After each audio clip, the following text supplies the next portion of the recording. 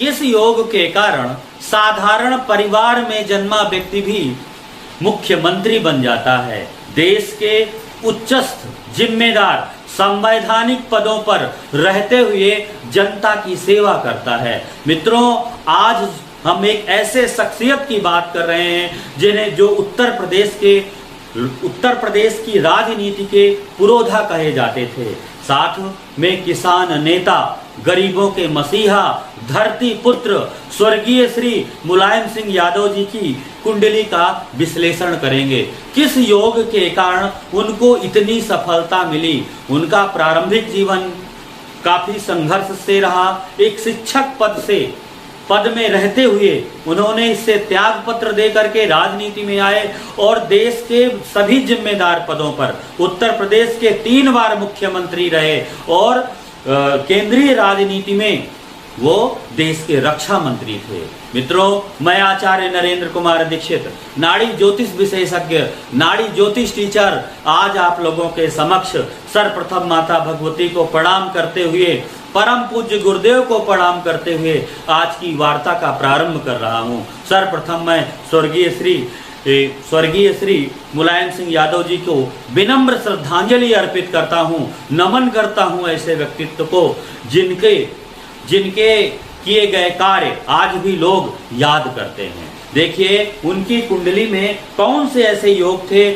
कि साधारण परिवार में जन्म लेकर के भी उन्होंने बड़ी सफलताएं अर्जित की, राजनीति के क्षेत्र में बड़ी बड़ी सफलताएं अर्जित की, यहाँ तक विधायक मंत्री बनते हुए मुख्यमंत्री बने। पहला योग देखिए, हमने बताया था कि दसम भाव का स्वामी दसम भाव पर बैठा हो, दसम भाव का स्वामी केंद्र में बैठा हो तो पद्म सिंहासन राजयोग बनता है। व्यक्ति की जो कीर्ति होती है युग युगांतर होती है।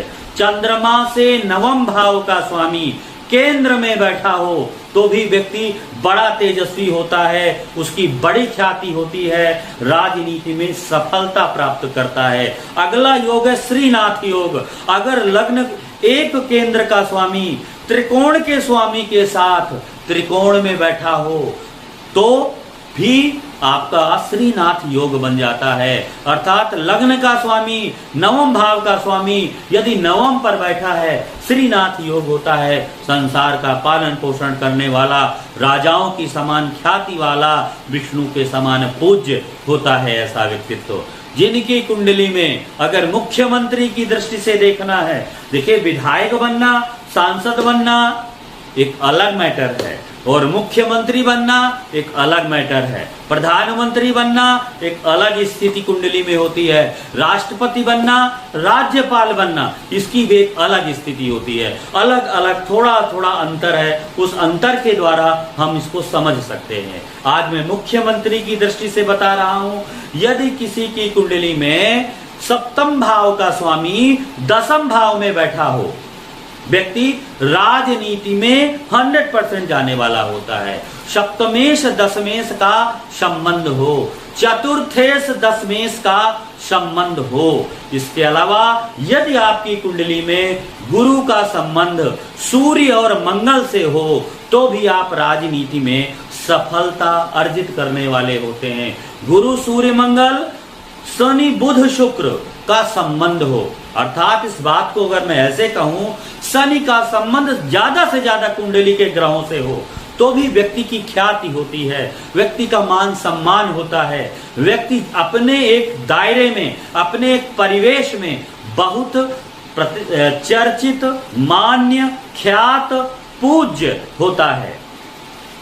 तो अब हम इस कुंडली पर आकर के देखते हैं। मित्रों, कुंडली पर देखिए कि 7वें घर का स्वामी दसम भाव, 7वें घर का स्वामी शनि है और कहां बैठा है? दसम भाव पर बैठा है। 7वें घर का स्वामी दसम पर बैठेगा तो व्यक्ति राजनीति में जाने वाला होता है। अब देखिए, परिवर्तन है। परिवर्तन हमेशा क्या है? परिवर्तन को एक आप ऐसे समझ लीजिए कि एक सीढ़ी है।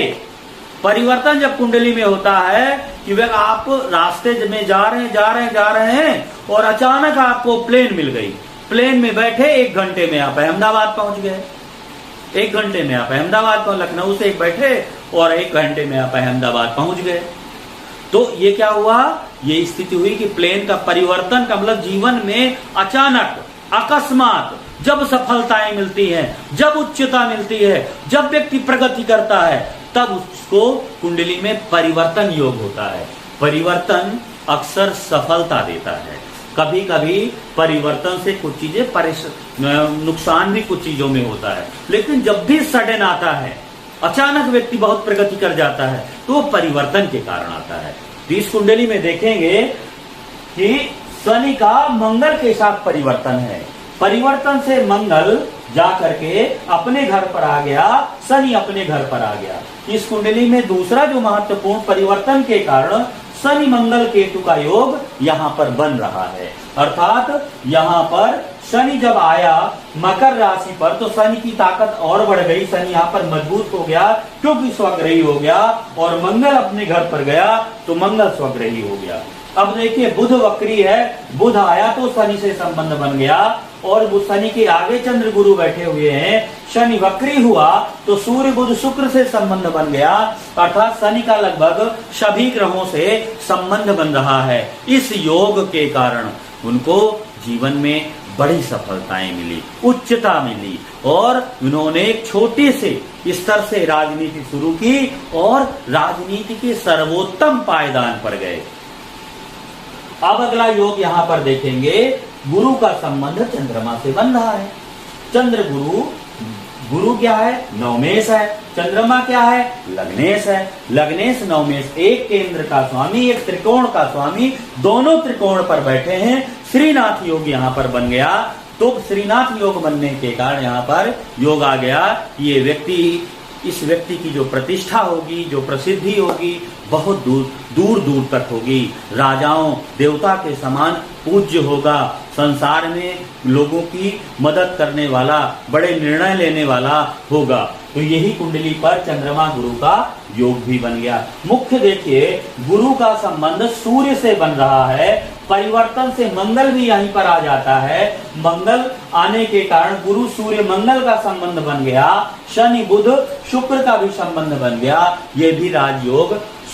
देखिए शुक्र बुध का योग बना और बुध वक्री हुआ, वक्री होकर के जब आया तो इस योग में शनि से वो भी संबंध बन गया। तो कहीं ना कहीं लिंक बुध की मिल गई। अब पूरी कुंडली पर भाग्येश का बल देखिए, भाग्येश अपने भाव पर बैठा है। गुरु जो होता है ना, नवम भाव पर यदि वो नवमेश होकर के नवम भाव पर बैठ जाए ना, गुरु की जो ताकत होती है वो 1000 गुना बढ़ जाती है, गुरु की ताकत कई गुना बढ़ जाती है।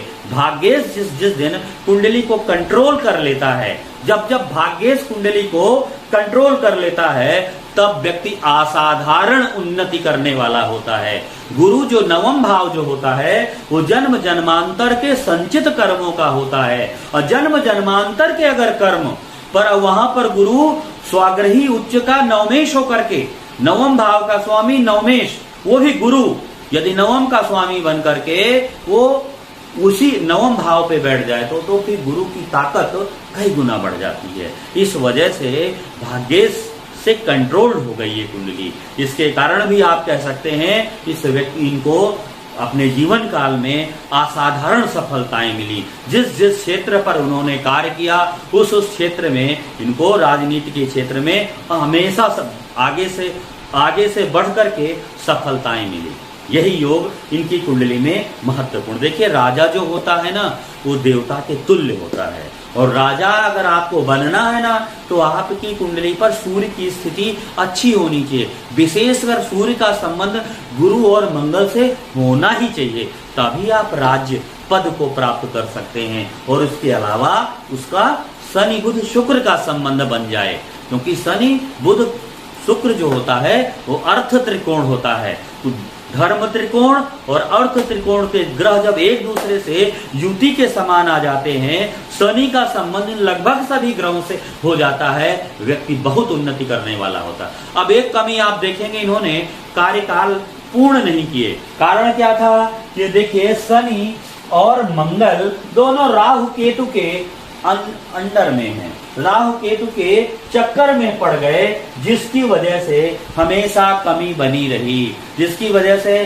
कुछ ना कुछ उन्होंने अपने कार्यकाल में कोई ना कोई रुकावट उनको मिलती रही, कार्यकाल वो पूरे नहीं किए। राहु का संबंध मंगल से बन गया और परिवर्तन से मंगल और शनि के साथ केतु का संबंध बन गया, यही एक स्थिति बन रही है। और शनि नीच का वो था, अष्टमेश भी था, अष्टमेश का भी संबंध, अष्टमेश और दशमेश का भी संबंध बन गया।